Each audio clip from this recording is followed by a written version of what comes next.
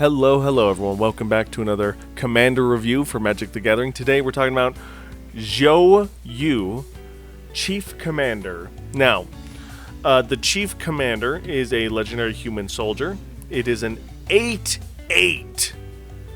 That's powerful. 8/8. But it costs 7 mana, 5 generic and 2 blue mana. And then it has this one weird ability, and it says the Chief Commander can't attack unless defending player controls an island. So back in the day, a lot of these like water-based creatures tried to stay true to the fact that a ship must be in the water at all times, a sea serpent must be in the water at all times, and so they had these weird card words on them that made it so your opponents had to be having islands, or that you had to have islands in order for them to stay on the board or do what you want them to do. So very weird ruling. And aside from that ruling, there are no specificities about it. If your opponent doesn't have an island, then you can't attack them with this commander. However, there are plenty of cards in this day and age that can turn any and all lands into islands, which is fantastic. And Quicksilver Fountain is just one that's like a repeatable process. You can always be making islands with this card.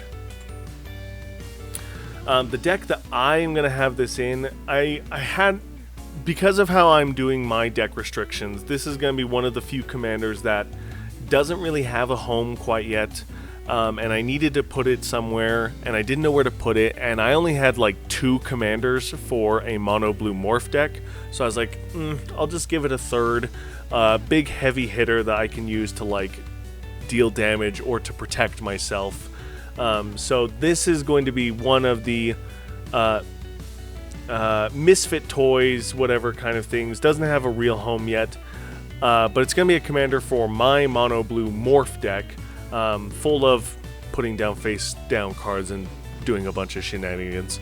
Morph is absolutely crazy, and with the new abilities of like disguise and stuff, I think we're going to have a lot of fun with it.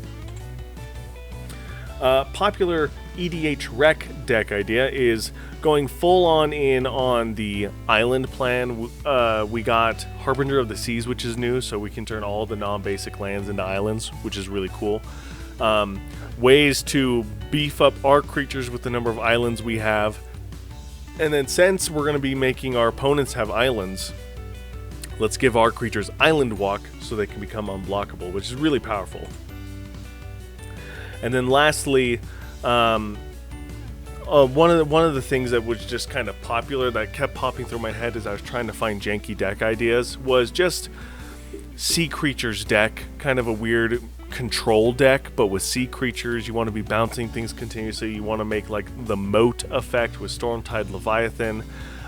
So then it just all around turned out to be like, this will be a sea creatures deck for a Sea Creatures Commander, which is cool because it is a big, it's an 8/8, it costs a ton of mana, so like it fits the vibe of a sea creature even though it's not a sea creature type. So weird janky commander for this tribe, but it is a powerful tribe.